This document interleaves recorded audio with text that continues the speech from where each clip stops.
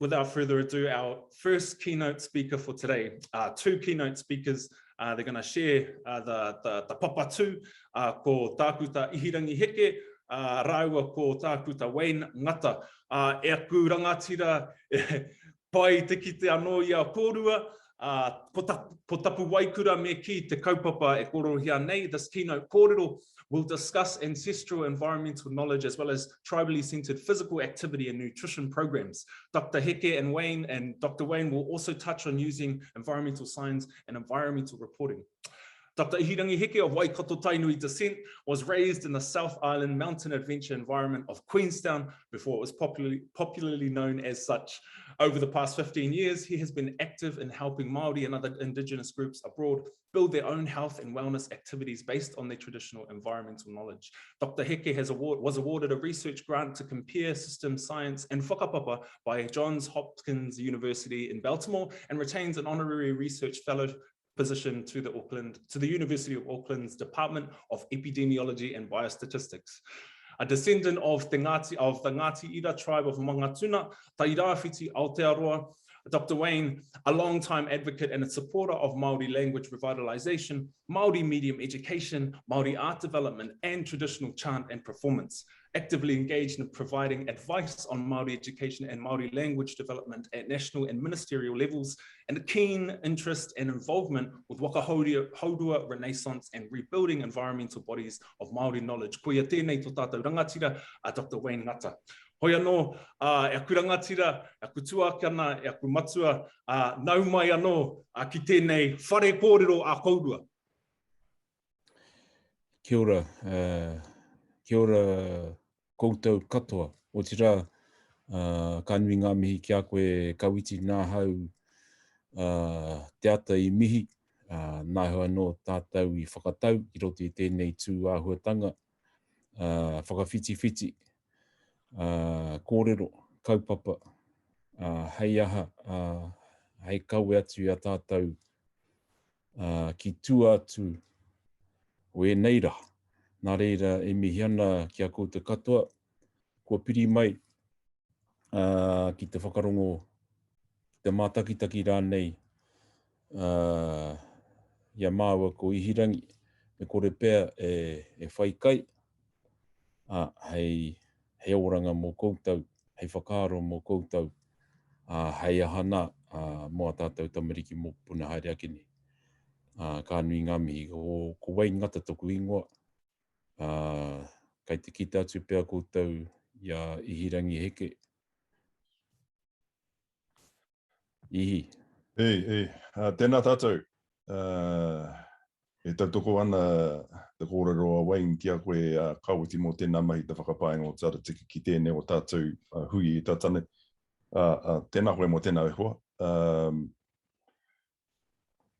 Ko tōku nei ia mahi mō tēnei rā he kai tautoko kōrero ki te mahonga kōrero mai I a Wayne. Nei rata mihi ki a Toi Tangata mō tēnei mahi tautoko manākitanga hoki. Kei raru te tuanui o te waiora o tāne. Kia kōtou o hoa mahi tāwhito, ngā kānohi hou ki tēnei wāhi, tēnā kōtou kira mai tātou. Wayne. Kia ora. You would have heard Ihirangi's excuse for me to carry the load. Just want to check with yourselves, Toi Tangata Tūroa, that I can share our presentation. Yep, go for it, Wayne. Okay, so I've pushed the share, and now I'm looking for my. There it goes. All right, so.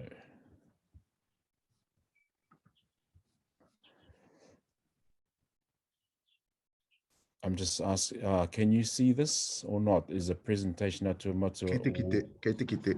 Okay, ka pai. So I'll just enlarge it. Tēnā. E pai ana? Pai. Okay. Taku tono kia kou te whakarongo maina. Tēnā pēr he reo rua, he reo toru rānei te kaui tēnei kaupapa ki mui a koutou. He wā, ka te whakamaramahia te tikanga, ngā tikanga rāne o tēnei me tātua matua. Hoi anō. Ka wātu nei a Ihirangi e takatū ana I roto I tēnei tua huetanga o te atua matua. O tira o te whai kōrero o te whai mātauranga ki roto I ngā momo taiao o tēnei motu, o tira o tēnei ao. Ka ki ai, he atua matua tōne ingoa. Hea te takinga mai. Hoi anō, e hei te mea hou, kei pōhehe tia koutou o roto o te waiariki, koe nei tō koutou tipuna, ai. Hoi no ka tīkinata ko tēnei ingoa, hei kaupapa whakamana anō I te mātauranga Māori, kia hoki ai te Māori ki o nā koranga taiao. If I was to test with, or to have tested what atua matua might mean to somebody who we might meet in kura or on the street, for that matter, one would need to be able to explain it quite succinctly, clearly, and in a language that people understand. I suppose in Māori terms, this is the best we can do in this case around he whakamana no I te mātauranga Māori, e hoki ai te Māori ki ona akoranga taiao. Tēnā, tēnā. If we were to explain it in another language, then I see some comments around some of yesterday's presentations about indigenizing space, about re-indigenizing space, about reconnecting Māori to those spaces where Māori used to be, and in some cases still are. And not just in the physical sense, even though the physical part is very important, but giving some clear Indigenous rationale as to why we should reconnect through mātauranga Māori and with those particular environments. So, atua matua tēnei, and Tapuwaekura, hei te mea ko māwanake, ko ihi, engari he rōpū me ki, e kawe ane te kaupapa, taiho kia Kōrero tia. Ne? Kāti. This is not new. In terms of our population, around 850,000 worldwide, 775,000 here in Aotearoa. That's close to 17% of the population. And the interesting figure that we work with are those at a certain age. So we have a large young population. Again, e hei te mea hou, ne? If you think about the population under 25 or under 30, then it is massive. So we're dealing with 2 or 3 generations in a particular age group. Ne? And that's going to increase over the next 10 to 15 years, obviously. I put this in here to get rid of it. Well, we put this in here to get rid of it because we don't want us as Māori to be continually expressed in deficit terms. Having said that, I said to Ihi earlier this morning, we should call ourselves Te Itanga Mate, or Ngāti Mate, because that is the situation that we as Māori are in. You name the mate, he toa tātou, te Māori. Ne? Mate momona, mate huka, mate pukupuku, mate hiningaro, mate here here. Ngā mate katoa. And of course, where we've got other mate a manuhiri nei, with tai mai ki uta.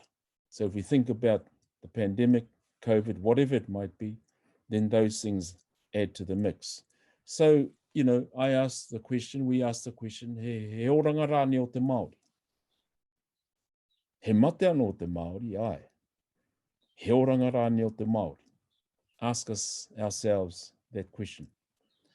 And so, what sort of approach do you take to not live in the deficit and not live in the disparities? We've got to do something. And again, this is not new. And everyone who has presented yesterday and will continue to present today and tomorrow are working at that interface of doing stuff, of initiating or carrying on kaupapa that helps us and others get to a better place. Tapuwaekura tēnei. So what? My favorite question in the world, by the way, is so what? Kia hati. Ihirangi has been working for some time, 12, maybe more years, in thinking and doing stuff associated with atua matua, and in recent years with Tapuwaekura. And so Tapuwaekura has come about because of moves by Sport NZ, te tāhu o te mātauranga, and te manatu hauora, to consider how should we approach a kaupapa that gets people active, in particular tamariki. What should we do? Again, nothing new. There are any number of kaupapa that have been tried, tested, maintained, made up, that are operating today, certainly in the Western context. And there are a number in a Māori context. And one of the, and I'll ask Ihi to comment on this, but one of the, I suppose, reasons why we've come into the mix is because we consider that the focus of a lot of kaupapa aimed at shifting Māori to a healthier place are focused on the wrong things. Ironically, they're focused on health, which we don't think is the place to focus. So I'm asking Ihi to elaborate on that particular statement. Kia ora. All of you would be well aware of the role you're playing in the Māori Renaissance that kicked off, some would say post-1840, maybe earlier, but more recently from the late 70s with Kōrero, then moving into Kura, then moving into increased political presence, through to the space where we're in now, which is being able to be self-defining in the space of health.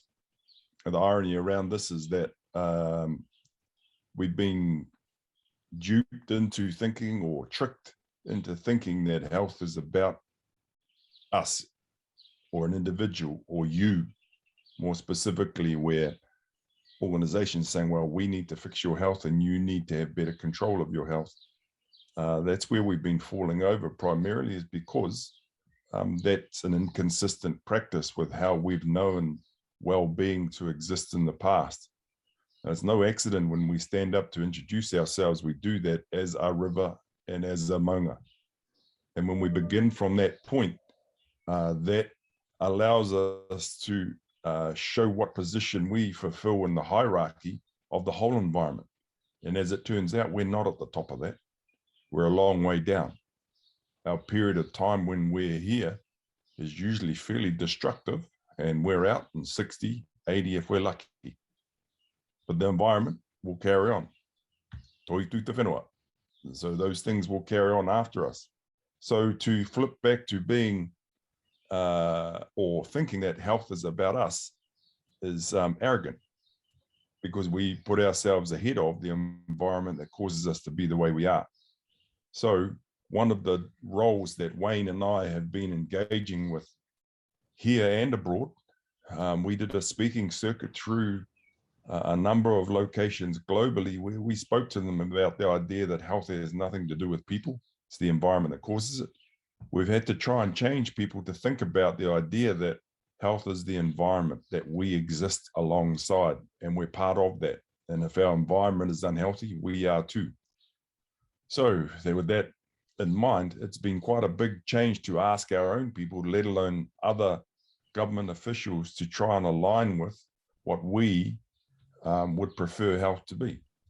And from that position, most organizations that we work with are still embedded in the idea that health is to do with humans, and trying to get them to see further out and in a more broader context is quite difficult, which means that health is the most resilient to change. It won't shift. And the gatekeepers on this are Māori. Other Māori saying to us, no, but health is about me. I've got to look after my health. So we've got quite a job ahead of us to convince our own first.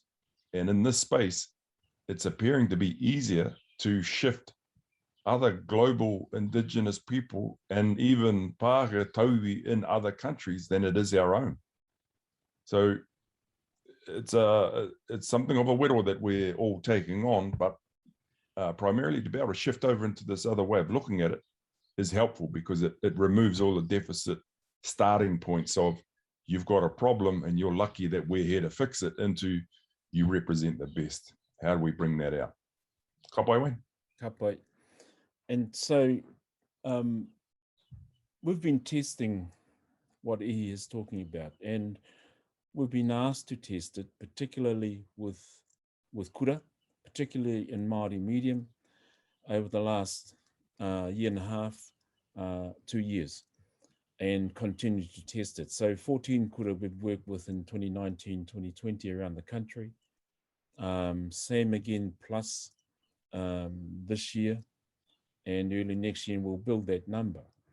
By kura, I mean working with kaiako, because we want to get into the mindset of kura and kaiako. The notion that health is not about us as people, but it is about the environment and our relationship to the environment and the relationship of the environment to us. And so the mechanism we use is like I said, a group, he rōpū mātou ko Tapuwaekura.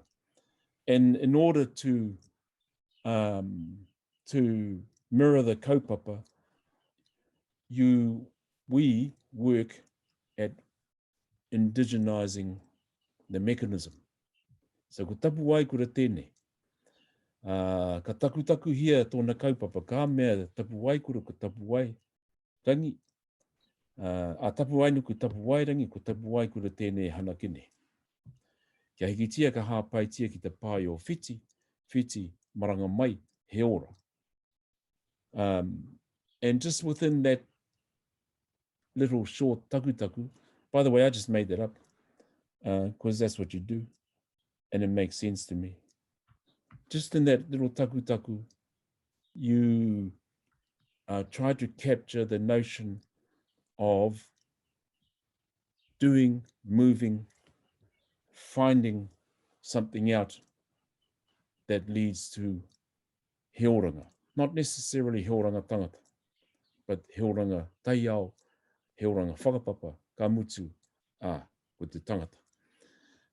And so our role is to develop the mechanism, or a mechanism, to help carry the kaupapa. Part of that is experimenting with stuff.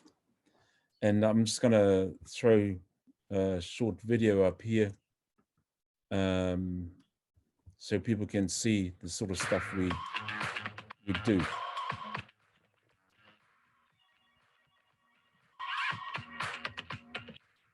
These are very short.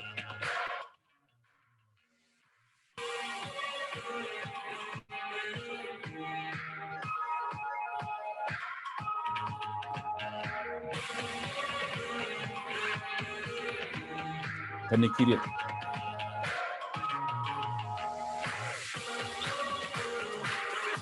Waiponam. Graffiti.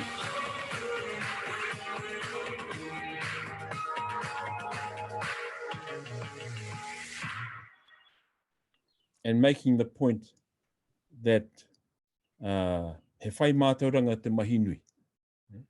He whai mātauranga te mahinui. And just when I get rid of not that one, excuse me.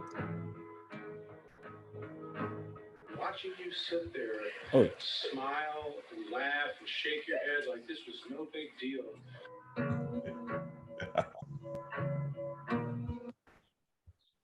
So, I'll that's jump the in about mechanism. the environment too there, Wayne, because it's important for you that are watching to see the variety of environments that, or taiao that Wayne just showed there. That's the critical component, is that we don't know enough of those places anymore. We deliberately put in high alpine because I very rarely come across many Māori that can handle it above 1,500 feet.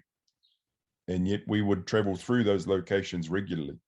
And this isn't just Te Waiponamu, this is in Tūwhare and in other places where it would arrive without any warning. And being able to cope with those places meant that that line of people would survive. So high alpine is important. Rivers, it surprises me how many of our people can't handle being in a fast flowing river, just not used to it. We're okay in the ocean often, we're okay in the forest often, but Aotearoa is made up of far more environments than we can cope with. So part of what we've been trying to do through Tapuwaekura and with our Utsua leaders is to get them back into those places that they're unfamiliar with, to get them capable, and to be able to have them translate that information for kaiako. Kapai. Kapai, thank you. That was to cover our technical difficulties here.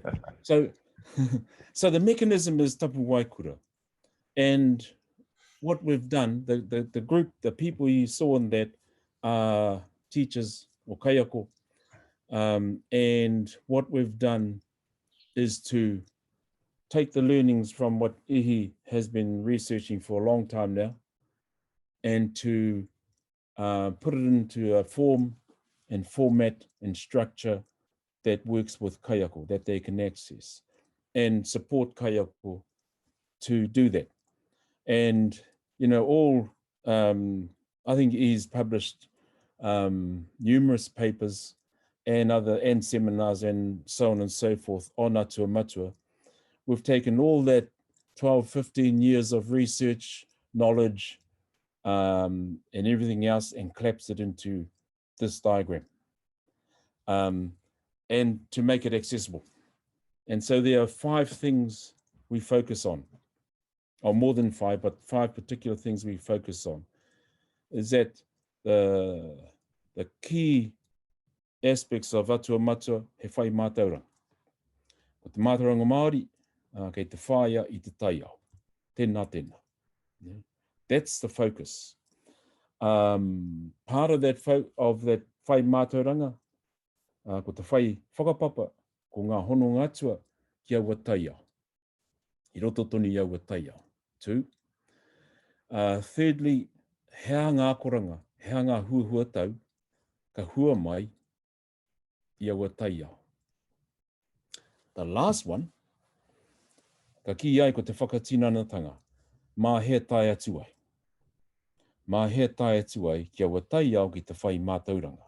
Now, if we were thinking, I suppose in a not necessarily a Western way, but how we think today around being active, mobile, we would start at the do bit first, which is whakatinanatanga. And that's why the comment we made before, Ihi made before, is that we've got to flip that and give a reason beyond physical exercise to maintain and sustain our own health and the health of taiao. So mātauranga Māori, or te whai mātauranga, becomes the major focus. Ko ua mātauranga ra, he mātauranga atua, mātaurangi te taiao, he mātauranga matua hoki, ko ngā mātauranga aiwi, ngā kei aua wāhi e ki ai, kei aua taiao. Ne? It's fair to say, I think, that ko ngā mātauranga matua, he nui tonu. He nui tonu ngā mātauranga o ngā iwi, kei tēnā rohe, kei tēnā takiwā e putu ana. Hengari, te wāhi ki ngā mātauranga taiao, mātauranga atua rānei, and this is a challenge that I put out to people, Māori in particular, is that we are very well colonized, have been very well colonized. It's worked not just here in Aotearoa, but just about every other indigenous space in the world, where the Western doctrine of Utsua has become the dominant doctrine. And that governs how we think, what we believe, how we think, and how we behave. And so the challenge, and it's a major challenge, is to ask Māori to revisit and re-indigenize ourselves with our own atua. He tahi ka mea, koe rā huatangi he wiri wiri. He kino. E rā mea, engari, heaha ngā tohu o te pai. Just to hold that thought. The fifth part that we emphasize is around tohu. Hea ngā tohu o te taiao, hea ngā tohu o ngā taiao. Ka ki ai he tohu taka. Pēnei te maramataka, pēnei te rātaka, pēnei te tautaka. Hea ngā tohu kei te takataka mai. Kei te puta mai I ngā momo taiao. And what we do is frame that in a way that helps kaiako. And we frame it in a way, and we template it in a way that can help kaiako to fill in the gaps literally. What's the mātauranga Māori that they are pursuing or want to pursue in a particular environment? What's the kōrero there? Hea ngā whakapapa, atua kei reira. Those environments you saw in that short video around high alpine, low alpine, forest, water, freshwater, marine environments, they all have different atua present and operating. You know, what are the learnings we take out of that? And what do we do? How do we access that? Hea ngā whakatinatanga. Do we walk? Do we run? Don't catch a bus. Do we ride a bike? Do we ski there? Do we swim there? Do we hoi there? That part is the last part, the whakatinanatanga. So what I want, if I come back to tohutaka, what I want to ask is Ihi to elaborate on that. Ngā tohu. You're on mute, Ihi. Actually, There's been a couple of questions come up already about what is the Western Utsua philosophy. Anything that's not come from here, or the mihinara that arrival brought with them their version of te atua. And there's a massive difference between te atua and ngā atua.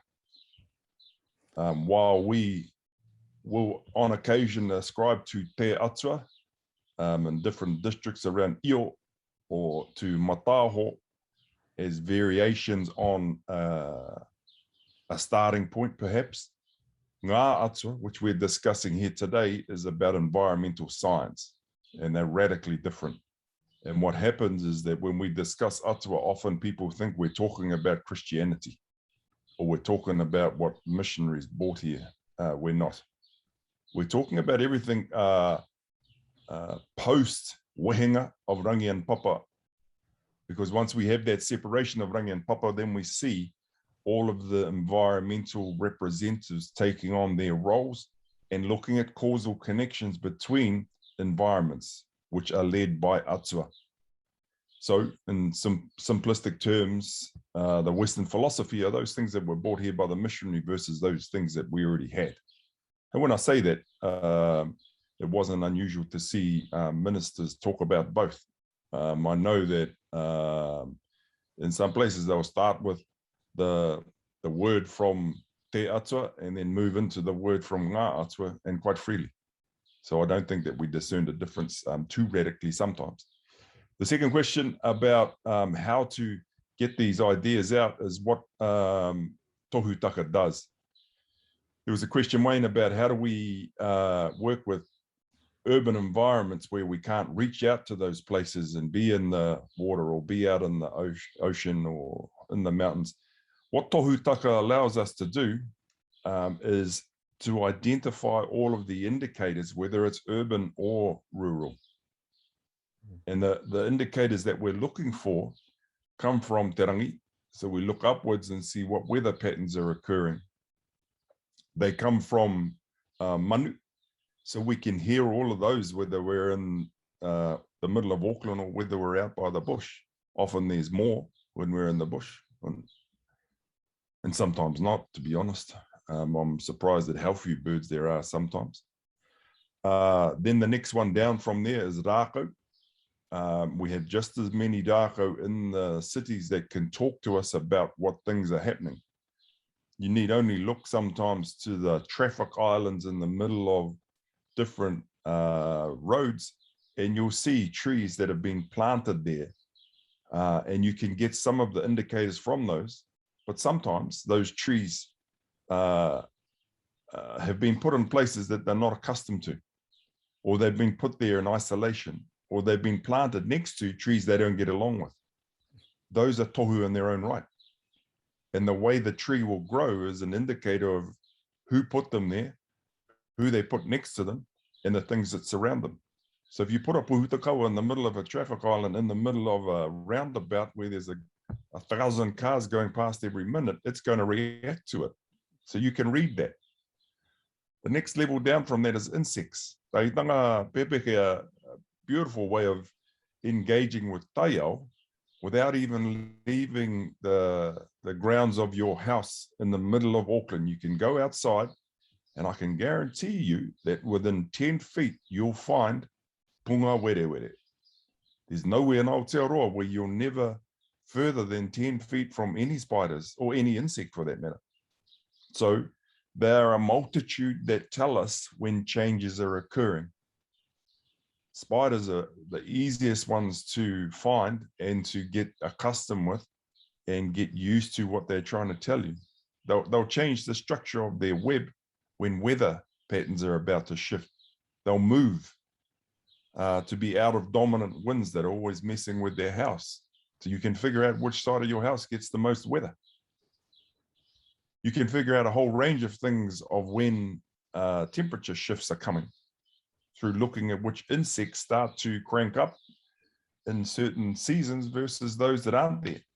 So when the kikihi starts to wind up, we know we're getting into the hotter days around summer. Sometimes they're tricked. I've been out at 2 o'clock in the morning chasing food, and I've heard the cicadas start to crank up, and it's been full moon. So they've been tricked into thinking that it's time to start, but they're all indicators. And you can see all those in the city as well. Fish is the last one that we talk about there. Again, in Tamaki, you can see the amount of water that surrounds that city. Also other locations, or figuring out what tidal movements are, what season we're in, and which fish are turning up, and even in turning up in your shops. and the price changes in them will tell you how much are around and what time of season we must be in for those to be turning up now. So for quite a few of you, recognizing kanai and that run of kanai or mullet, recognizing when moki are here, recognizing when inanga are here, they're all indicators for tohu. And why this is useful is that tohu allow us to shift away from a deficit approach of seeing risk. And one of the barriers to the way or to well-being that's increasing in its prevalence, and especially in schools and in corporate, are risk assessment methodologies and safety action plans for if you take people off site to go to somewhere else. And what's happening is that although we're encouraging people to go back to taiao, in the intermediary, you can use Google Earth or Google Maps to explore places, and you can get 15 years of data on the tohu that have occurred previously to get a better feel for when you go to places about what might happen. So you can do virtual tours of all of these locations well before you actually go there. That's not the point, but that's one of the things that you can do. But because of what RAMS forms and SAPS plans have done, it's reduced our access to environment and therefore decreased the likelihood of us getting well-being in the medium long term, because we can't access places that provide knowledge on how to care for that taiao, and consequently the incidental health comes for us as ngai Māori.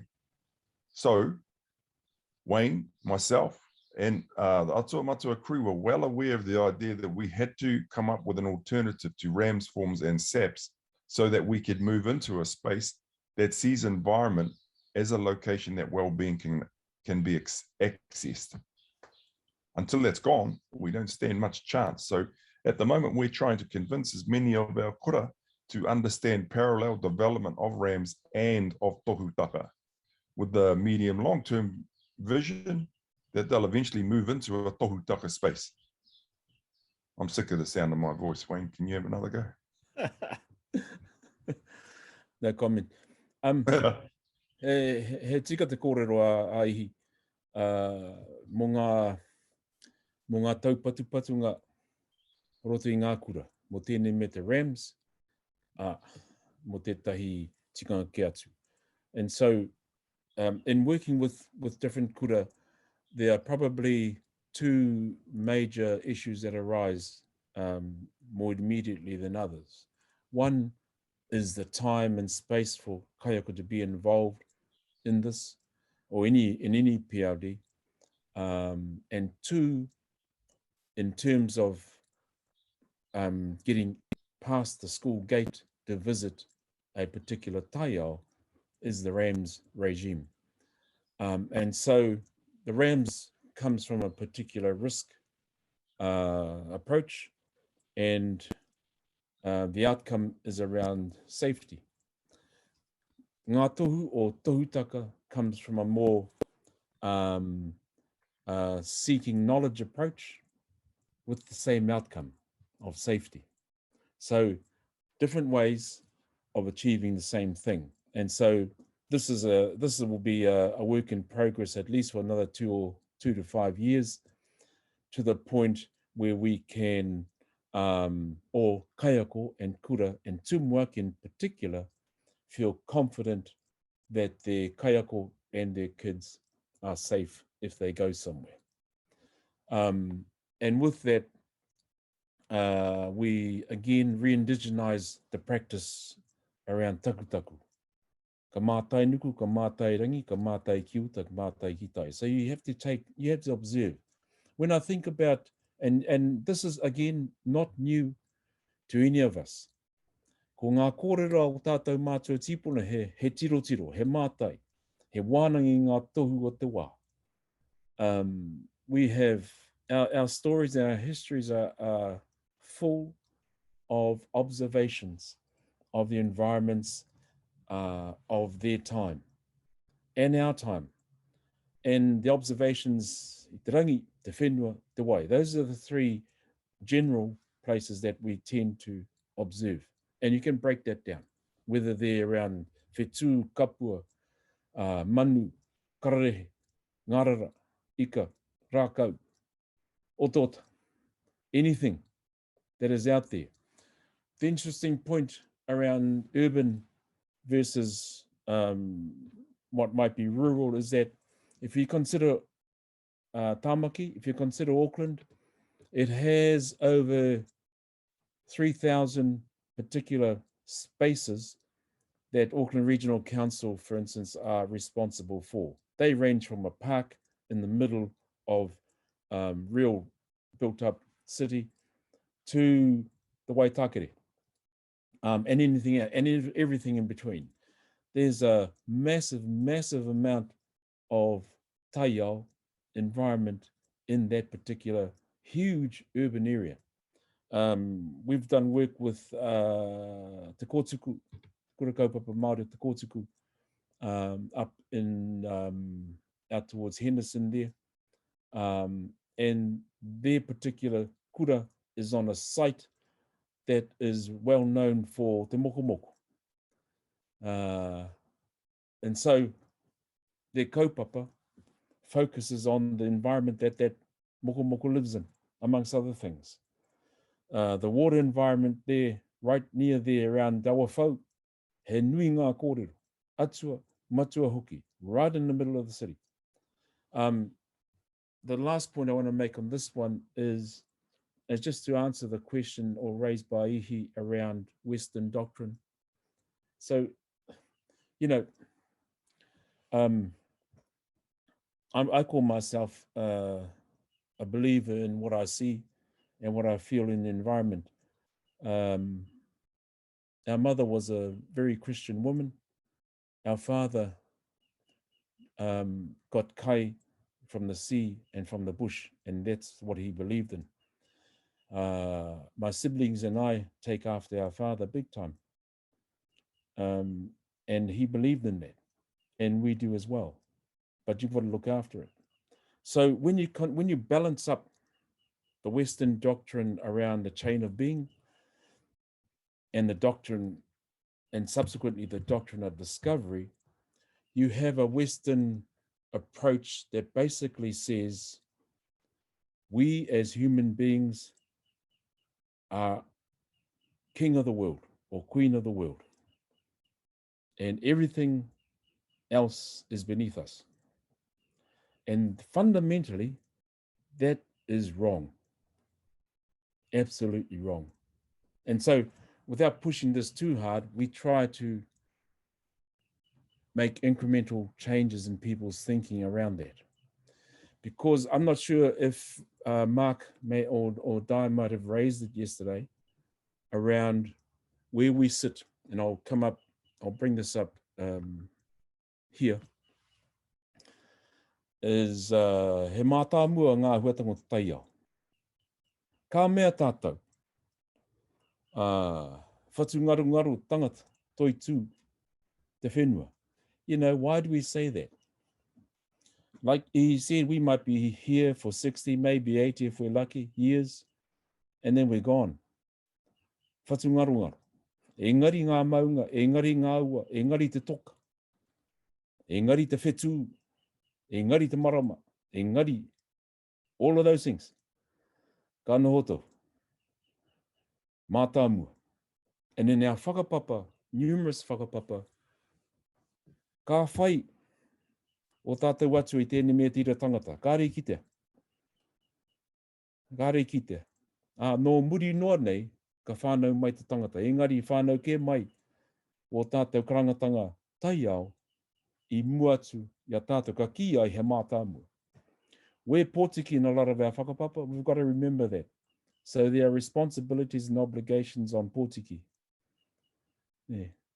And the relationship that we have with all our different environments, whether it's Tangaroa, whether it's Haumea, whether it's Tāne, whether it's Tāwhiri Mātea, is dictated by those whakapapa.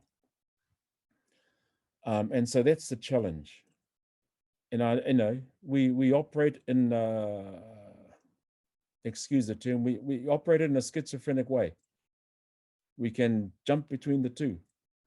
But at some point, we've got to make some decisions at particular points around how te mātauranga kei te whāia, mo te aha. So the idea around taiao mātāmua tūtonu, tangata mātāmuri, ngaro noa, forms the fundamental basis of how we engage with environments, with the various environments. Me pēhea, e tai atu ai. Mā ngā huatanga hoki o tātou mātua tipuna, mā ngā tikanga hoki o tātou mātua tipuna, he takutaku. He takutaku, he pure, he kraki, he hatu. Mana tātou, e rongo e kite I ngā huatanga o te taiao. So we re-indigenize ourselves through re-indigenizing the tools that we use to access mātauranga in different environments, based on the premise here. Pai, you want to add to that, Ihi? You're on mute. You're on mute. You're quite good on mute. Yeah. It's because I talk to myself while you're talking. There's a couple of things come up. Just in response to chat room things that have been rolling through as well in the background, and to connect into what Wayne's been talking about.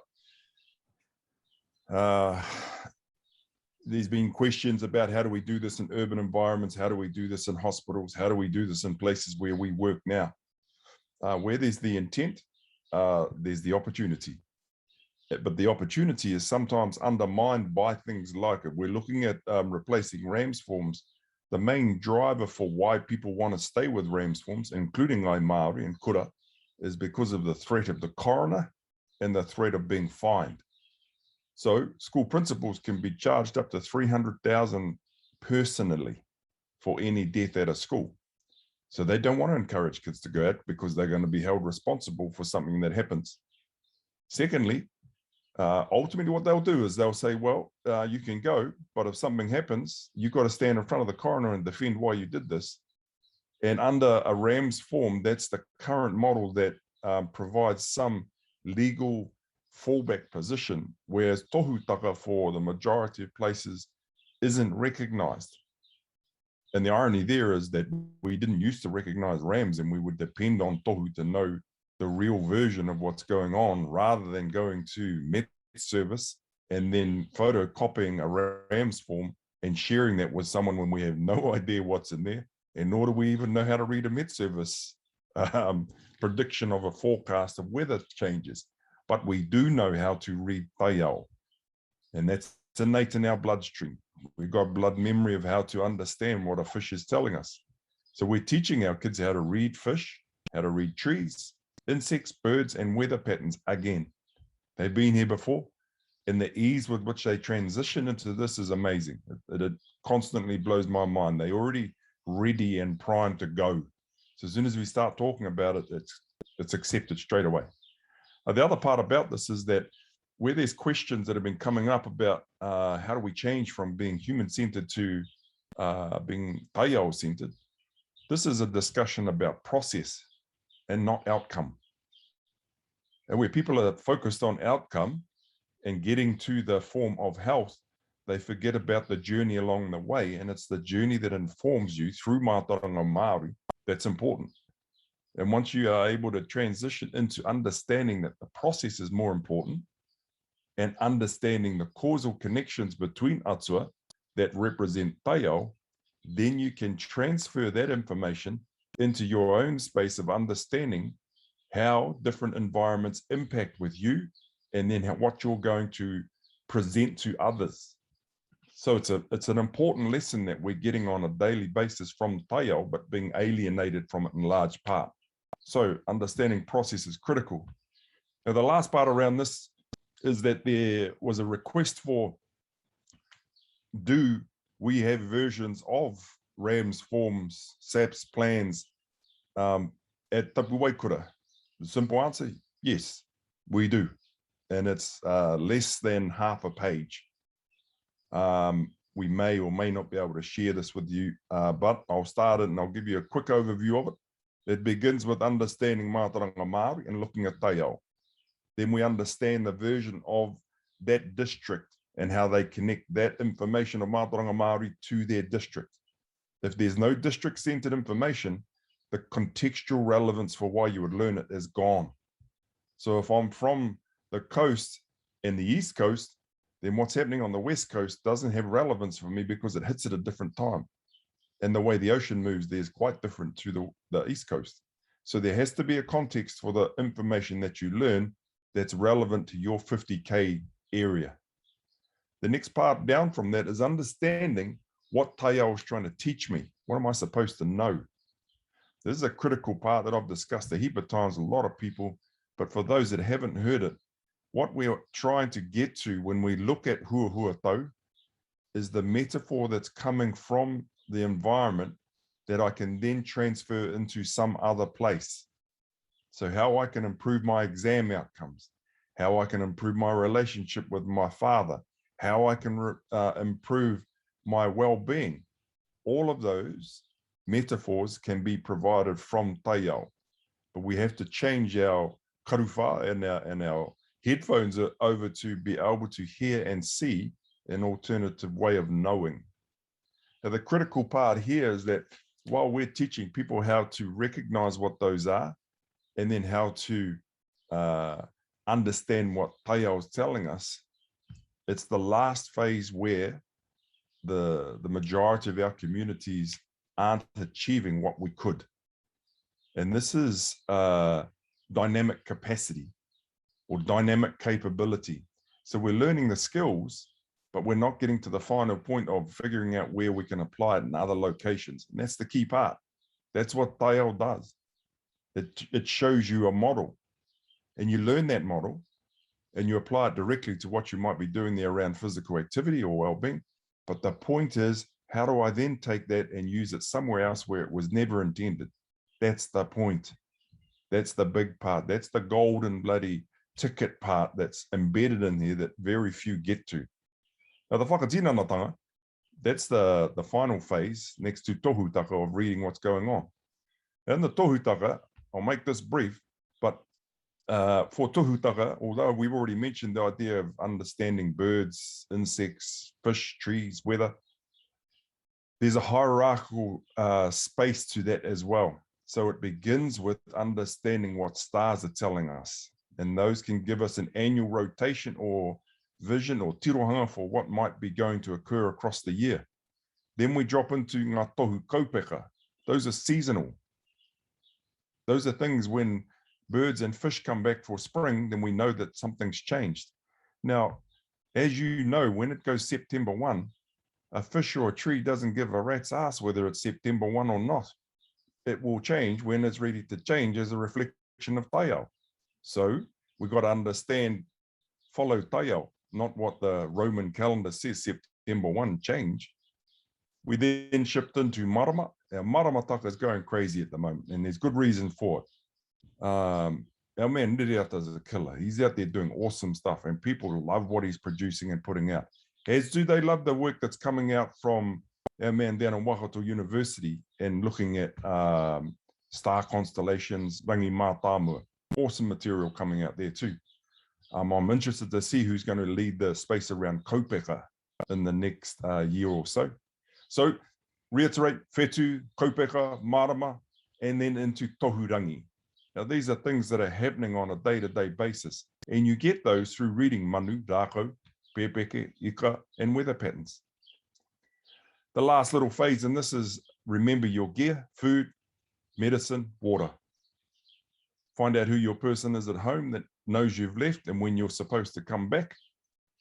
Before you leave, what Wayne has done beautifully, I might add, and I'm trying not to give him a fat head on the internet, but I love the mōteatea. So Wayne's been reintroducing mōteatea that tell you what issues exist in the district that might have anomalies, that might be different to what you expected. So through singing a mōteatea, That's the replacement for a RAMS form now. It tells you all of the things that are in that district that you need to know. Now, so far, because they've been to 5 different districts, there's 5 verses of Mōteatea that tell you in one location, there's a current next to the mouth of a harbour that moves in the other direction from what you would expect. That's sung on the Mōteatea, so you know. So it's another way of transferring an idea rather than photocopying a RAMS form. We then drop into the versions of karakia for the beginning and the ending that Wayne has already developed. Then on the way home, we ring whoever we told that we'd left, and then we fix our gear, and that's it. I'm looking at the RAMS form in front of me, and I would say there's 20 lines. Wayne. Yeah. So the fact that he said there's 20 lines and we've gone over 20 now. But those mechanisms, particularly in working with kura, tumuaki, and kaiako, and making those accessible and usable. So that at the moment we're working parallel streams, RAMS, helping kaiako work with RAMS still, and a tohutaka approach, so that they're revisiting how we did do it amongst our own people, and some still do, by the way.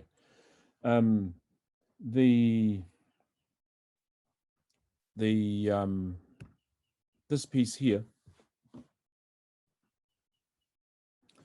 gives us what he touched upon around what is in the taiao, he atua, he mātauranga, he akoranga, he oranga, in a nutshell, just to try and capture things in brief sound or right bites that people can access.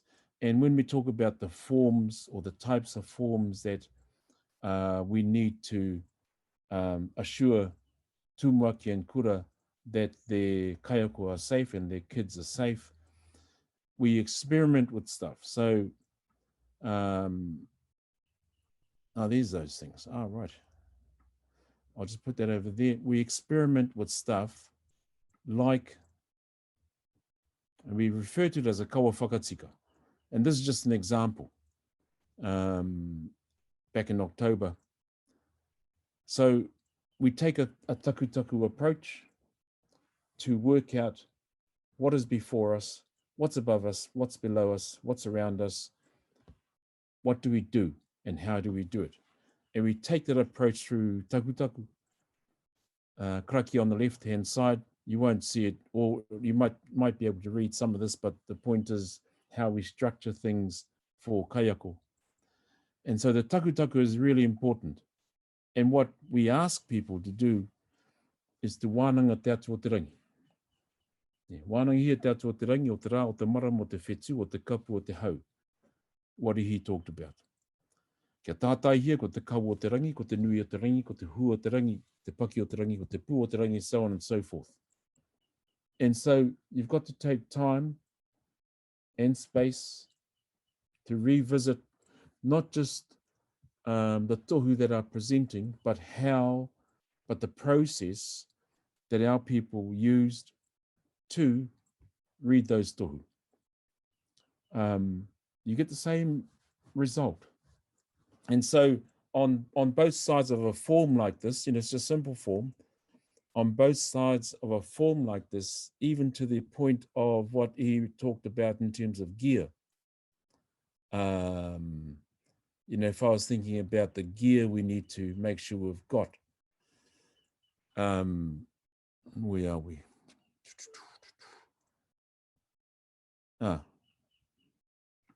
Here. Kia tiki natu ko te kawe, ko te tapu, ko te o hei kai, he manawa nui, he manawa roa, purupurutia, herea.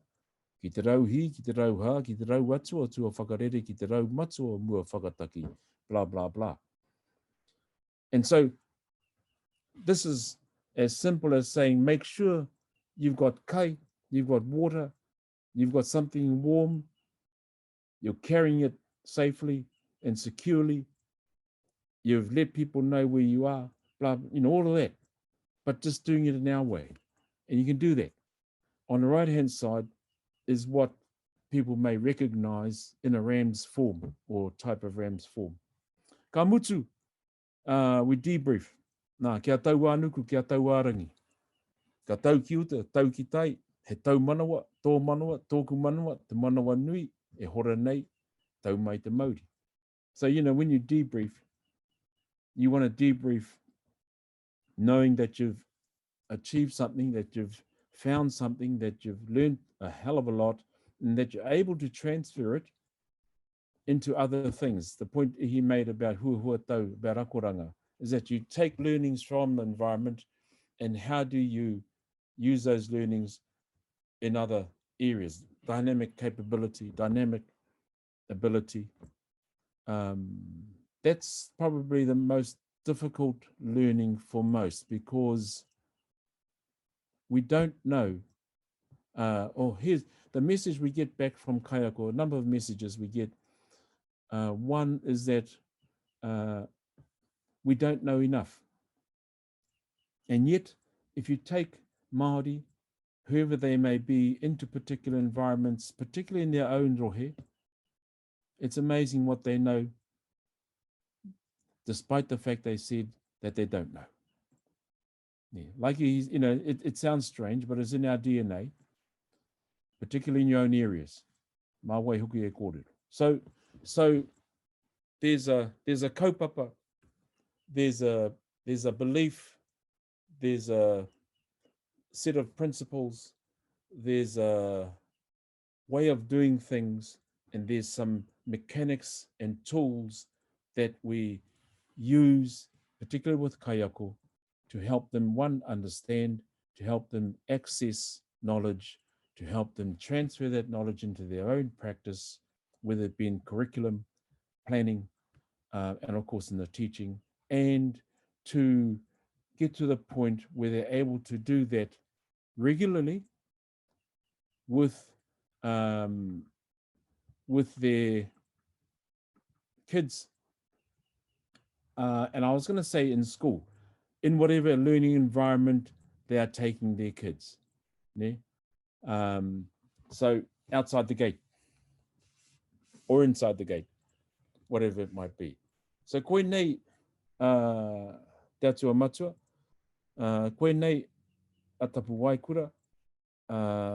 Like I said at the beginning, I'll ask Ihi to come in soon and talk about what the future might hold. But like I said in the beginning, we are working at the moment under the mantle of Sport NZ and Tāhuho te mātauranga and te manatu hauora. Now, without criticizing any of them, the irony is that the one that is least engaged or engaging at the moment is the Ministry of Health. That might be a good thing, because like we said, this is not about health, but about mātauranga. But that's the irony of it.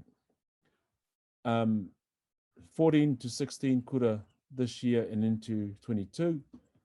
22, 23, we keep adding kura and bringing kaiako and tumaki into the mix. And the idea, I suppose, is to help different kura or cohorts of kura in different rohe develop their own versions of atua matua that relate particularly to their rohe, to their taiao, to their tohu, to their kōrero. So koe nei, Tapuwaekura, e mihi nei, I'm going to ask Ihi come in and talk about how kei tuatu. Kia ora no. There's quite a few things going on, as always, I suppose, around where the sector's heading. But one of our roles for Wayne and I is to prepare the sector for where they might want to be, albeit that they don't know that they want to be there, so that we can throw ideas at them that prepare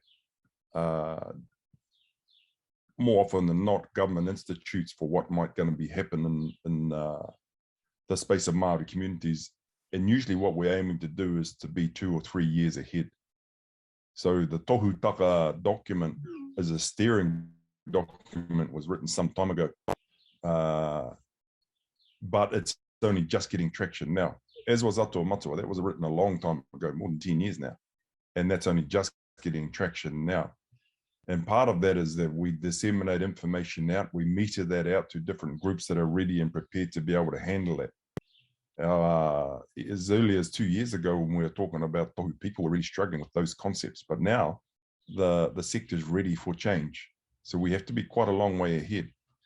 Now, the next couple of spaces that we're heading towards at the moment are discussions around whether climate first, or ESG, which is environment, social, and governance processes, are or should be the primary drivers for how we prepare the curriculum for kura in the next 3 to 5 years. And in this space, it means that what's occurring is the fragility of the workforce is increasing daily. This is a reflection of their well-being, and in large part of their mental well-being. And because that's in such a state, the numbers of workers that are available to different companies is changing. And what they require from their employers is changing. So that they no longer want to work 80 hours a week. They don't want to work every single day. And COVID has forced this, which means that the way we want to engage with employment and our employers has different contractual obligations from the employer. And why I'm telling you all of this is that we're going to be required to educate our kids more closely on things like climate first or ESG, so that they're prepared to move into those spaces of educating others. So that means that we're starting to write steering documents for what the role of ESG is now, so that in 2 years' time, the graduates that we're producing can then inform and engage with our government and with the country on processes that are based in mātauranga Māori around ESG or climate first. Now, that's quite a big step to be making, because it means that small and medium business sized companies around the country are looking for tāiao Māori strategies right now, and they don't know how to do it. And they're looking to us for leadership. And ironically, quite a few of our communities don't know how to provide it. What we're trying to ramp up now is what that's going to look like. So that's one space. Another space that we're looking at is how knowledge is transferred at the moment through places that are hardware based. So what a computer looks like right now, we want to influence what it might look like in 5 years' time to be able to deliver indigenous wisdom. At the moment, the platforms that are hardware based and software apps that come through that have a structure that benefits mainstream, but not indigenous knowledge. So how do we change that infrastructure, that hardware, to be able to utilize indigenous knowledge and transmit that between indigenous groups more effectively? That's the next space that we're moving into, to change the very format of what a computer is going to look like, so that we can communicate our ideas and our wisdom more effectively. Because at the moment, it's just shifting data. So how do you convey wisdom? So those are things that are at the forefront of our minds right now. Now, there's a couple of organizations we're working with. ACC is one of those. We're in the real early stages of looking at how do we provide an injury prevention program that's mātauranga Māori based and looks at atua and more specifically tohutaka for understanding what signs were provided to you before you decided to jump off that cliff and do a manu that's 10 meters down. And there were plenty of them, but you ignored them. So the process of teaching kura kids about what tohu are coming through can avoid those things. We've kicked off a small program with Outward Bound of training their instructors to be the pākehā phase of information coming through to talk with other pākehā as underground agents on our behalf. So they're transmitting atua matua ideas as Outward Bound instructors, because they don't have a vested interest in why they do it. It means that it's received more easily, because when someone looks like me or Wayne, we're always going to say what we say. But when someone from Outward Bound who doesn't look like that and supports Atua Matua, that carries quite a bit of clout for those fellas in those spaces. So Outward Bound's quite the ally to have. I've also talked to quite a few of you about another fundraising initiative that we're supporting, which is the growing of native tree seedlings with RFIDs, which are radio frequency identifiers that stay with the tree for the life of the tree. So whoever grows it as a seedling, when they move into the bush, the app will fire up as they walk past it and it will tell you the Atua Matua information of that tree and then who grew it. That's for the life of the tree or the life of the person. That allows us to track the movement of biodiversity, which therefore allows us to track traditional environmental knowledge, which therefore allows us to maintain knowledge of language that's connected to that biodiversity. So once biodiversity leaves, language goes with it. So does traditional environmental knowledge. So there's a causal connection between those three that we're looking at really closely, that it might be a good idea to invest in biodiversity to maintain language that's connected to that. So those ones are moving along okay. I was interested to see that MB, or Ministry Business Innovation Enterprise, I think they're called, wrote in a policy document in June that when it comes to understanding environmental sustainability, iwi leadership will be the primary driver in the next 10 years. I struggle with that. We can barely bloody cope now, but we've got an insight to beginning to educate more and get them to a point where we can lead it all right. And not only here, but globally. So hands are full, we're going after it. Plenty of time for sleep when you're dead. Hey, Wayne. Taiao tērā. The Ministry for Poor Health, that's us. Yeah. We challenge ourselves, and we certainly are sometimes challenging for organizations. We are, but that's okay. There's a bigger picture in terms of what does well-being look like for us as Māori into the future. What's happening on the ground, what Ihi has talked about is what we take as Tapuwaekura and mold it so that particularly kaiako can access it, and therefore tamariki can access it. So what is happening on the ground is that we are working in this really challenging environment of COVID, still working with kaiako, testing the practice and the kaupapa, gaining quite a bit of feedback and insights into how particular kaiako and kura are carrying out this. And, you know, me mihi au ki e te heo ngā kura te tai tokerau, kia hokianga, kaikohe, ki te kōtuku, ki roto tāmaki. They're doing some, they're putting it in their own way. Te pāorākau hautu, te waipona, and others around the country that we're working with, and we'll keep increasing that. So, koe nei mātou, koe nei māua, koe nei mātou, koe nei tātou, ka nui ngā mihi, kia ora koutou katoa. Me tautoko ana tēnei mihi Wayne, kia wautu oku hoa mahi. Nau mahara mai, piki mai kake mai ki tēnei o ngā mōheotanga māramatanga o ngā Utsua, kai tiaki me ngā tipua. O te taiao katoa o Aotearoa. Kia te roku o Dario, Chair Maibro, mean that you invited us along. Always humbled that you make the offer, and that more than 2 people turned up. And I know why they turned up, because they're avoiding their own work. Or they got to mow the lawn or do the dishes, and they said, oh, I'll just go watch this for a bit. And I'm pretty sure that the other reason is that Wayne makes me look good, because I've talked to heaps of you fellas before, and you just like nodded your head and said, I don't know what he's talking about. But when Wayne's there, all of a sudden it's sweet. So, Kami.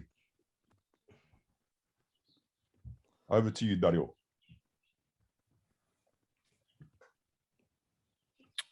Ka tira, ai mihi atu ana kia kōrua tahi, I mua te whakawhiti atu kia kawati, ia te hihe noiho te mihi atu kia kōrua, e heke ngā wā kua taim mai, koe ki te tautoko i ngā kaupapa Toi Tangata Ihi, e pai hoki te kite a koe, a koa hiko Wayne, engari kei te mohio ngā āhuatanga o roto i ene o ngā kōrero kua tākoha mai, kua whakahihi ko, kua hina atore anō, te ope kua tai mai nei. Nō reira, te hononga o ngā kōrero o ina nahi ki tēnei rā, o tira kia ngā kōrero ka puta pōpō, e mohio tia ana tātou, e era momo mātauranga kua tākoha mai, koena te tino ara tika mō ngai Māori i ngā tau e heke mai nei me ki.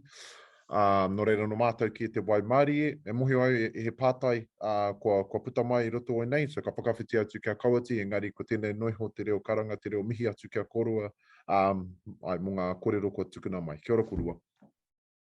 Rao, toa iti ana ngā mihi kia kōrua.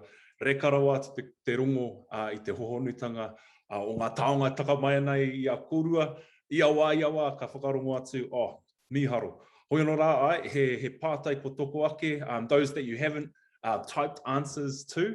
I'm just going to start at the top. My tīpene, a kōrero that I've been in the presence of, hauora is in the eye of the beholder. We must identify those taonga that are most precious to us, e.g. taiao, economic stability, identity, etc. Only when we can achieve autonomy, authority over those taonga do we reach hauora. Interested in your thoughts on this kōrero.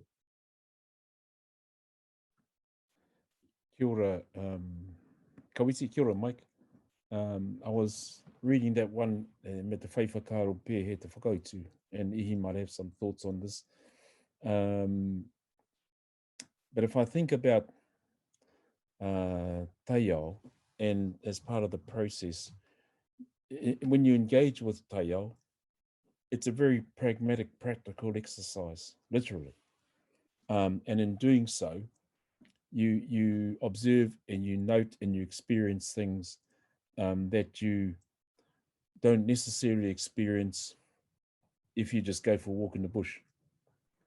And so what the kaiako we've been working with and what our own team have been experiencing is that everywhere we go, literally everywhere we go and however we might be going there, we are constantly noticing things. Now, whether it's a bird that's flying in a particular way, or whether it's a plant that's growing in a particular way, or showing particular things, they've always been there and always will be. It's just that we didn't open our eyes. And so that's the hauora. That learning that you pick up in the observation and the experiencing is what, from my point of view, is the hauora, not of the tangata. Firstly, at the hauora of the taiao, and that's got to be healthy. And when you see those things occurring in an environment, then kaora no te tangata. Kaora no te tangata. But the focus is not on whether I'm going to be well first. Because he mātā muri ke te tangata. Kia pēnā te whakautu tēnā pātai. I support that one. And as much as some of the things that are happening in the environment that we've ignored for quite a while, again, it's a process-driven outcome that we're after here. And I don't want to use outcome in that space too readily, but when Wayne was saying, learning how to learn our way of seeing and hearing things again is the health part.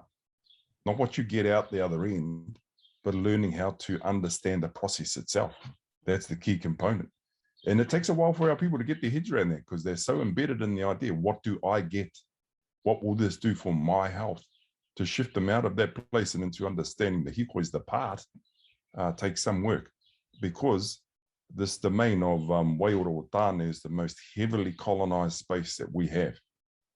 And I said earlier, it's the most resilient to change. And the gatekeepers are Māori. So we've got to be able to work alongside this one. And it's going to take some time before we get anywhere near it. But this is a starting point for all of us to be heading along, I think. And it's certainly disrupting the processes of Ministry of Health, Ministry of Ed, and places like that that matter. And that's been our role as the youngest Indigenous people on the planet since we arrived. It's always been for us to look at things from a different perspective. And for those of you that haven't spent time with other Indigenous groups globally, often the conversation that Wayne and I heard was, you Māori are 30 years ahead of us. And then when we come home and we look at our stats that we're producing, we think, wow, we're 100 years behind. But we keep on struggling. Ka whawhai tonu mata. We keep pursuing those things that we need to pursue. That was me talking for 5 minutes without answering anything. I should be a politician. You do well. Yeah. The pātaia Jason, you know, about people who are confined perhaps in terms in hospitals or wherever, that's a tricky one. And I mean, you can do the virtual thing, but the virtual thing will get you more around preparation. And it's, I suppose, revisiting the notion of, well, how tēnei me te hoipira? Kei hea tēnei me te hoipira? There's a hoipira across the river from me, actually, which is one of our marae. He hoipira, tōna momo hoipira imua. Haere ngā māwiwi ki reira, ngā tūroro ki reira. Whai orang.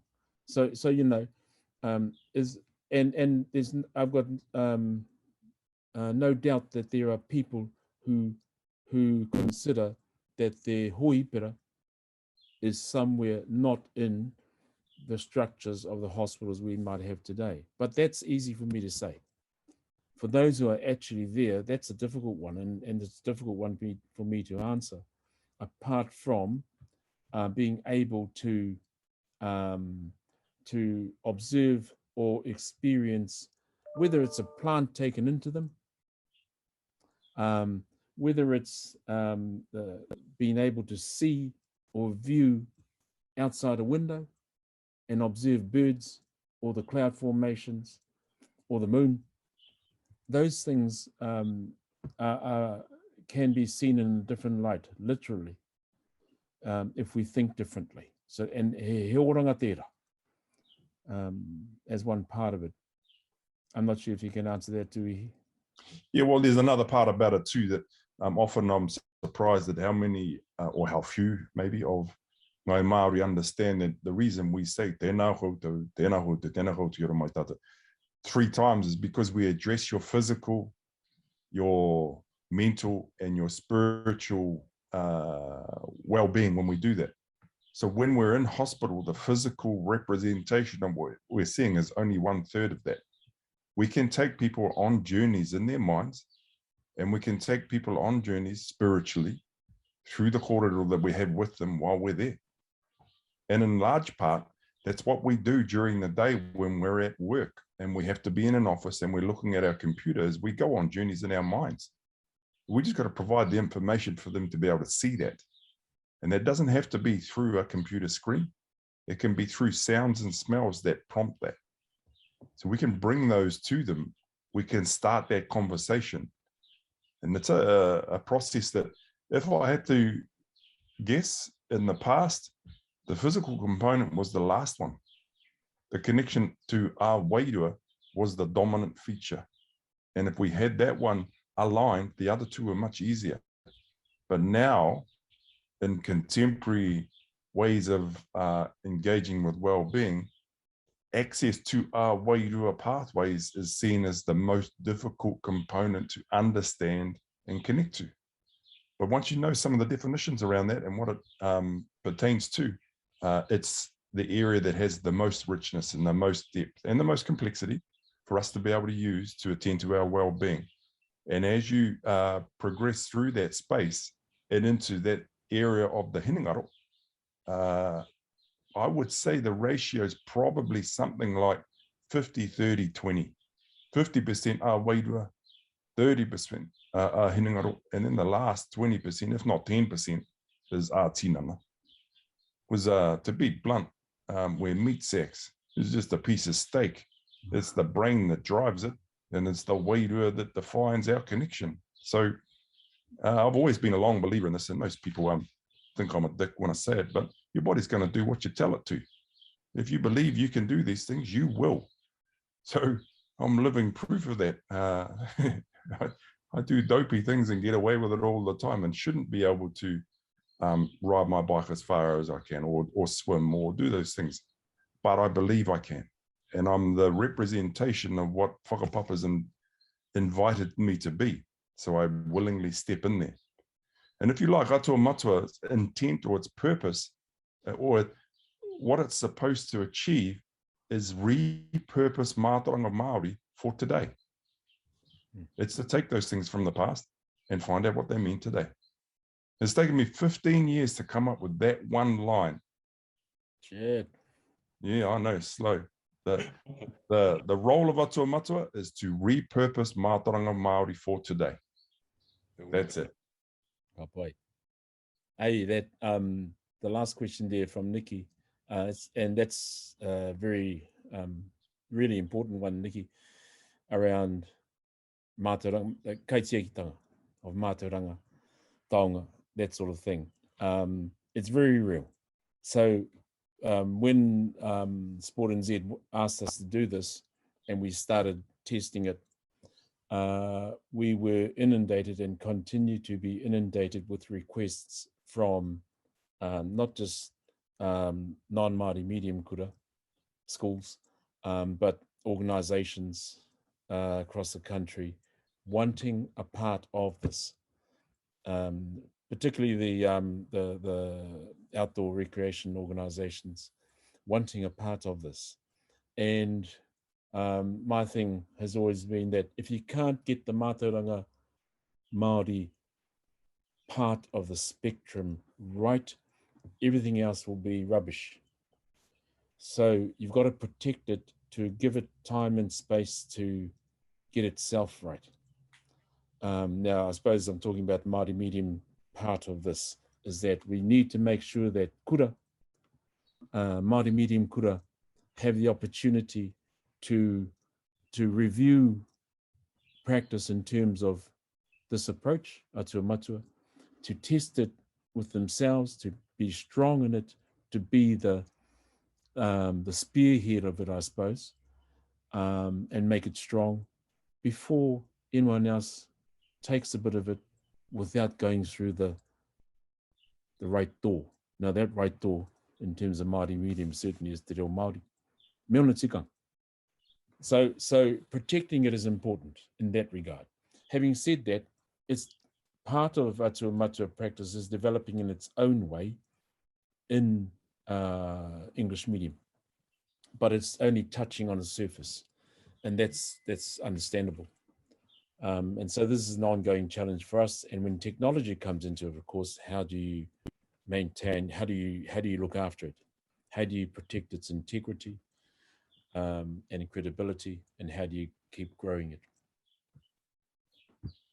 I think there's one other part that I'll throw at that one too, Nikki. I'm sure you've heard me say this a few times.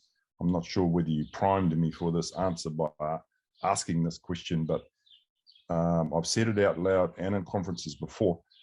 We regularly need to check ourselves and ask the question of what is our contribution to mātauranga Māori?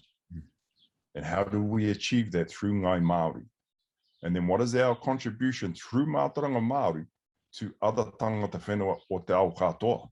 How do we contribute to other Indigenous people through mātauranga Māori? And then ultimately, what's our contribution to humanity through helping them understand what taiao are trying to tell us? And what that will mean is that we'll be able to save our planet through Māori knowledge being shared with the rest of the planet. And at the moment, we're keeping it here because we're still trying to work through that ourselves. But in the future, and certainly from what I see from other groups offshore and internationally, they're desperate to get access to Māori knowledge. Whapai. Tēnā kōrua. Mihi nui ana. Mihi nui anō ana kia kōrua I runga I te ātāhua ngā kōrero kōhora, te ātāhua te kaupapa, ko ki te kua rongo au I ngā taonga, I ngā huanga o tō kōrua kaupapa I konei te taitokero, ana reira mihi kaua ke ana I runga I te reo o te hunga whakarongo I tēnei rangi, nā reira. Aku rangatira, tēnā kūrua. Kia ora. Hoi anō rā e te iwi, ka tahurea ke tātou I ai nei. And I just wanted to reiterate, it's right on point in terms of our theme, which comes from, ruia taitea kia tū ko tai kāka puaua nake, kua hurihia, hei kaupapa hei tāhu matua mo tātou ruia taimaha, kia toi tū ko tai kāka. And that's us. It's all about resilience, it's whānau, and how do we find empowering strategies for us moving forward as Māori.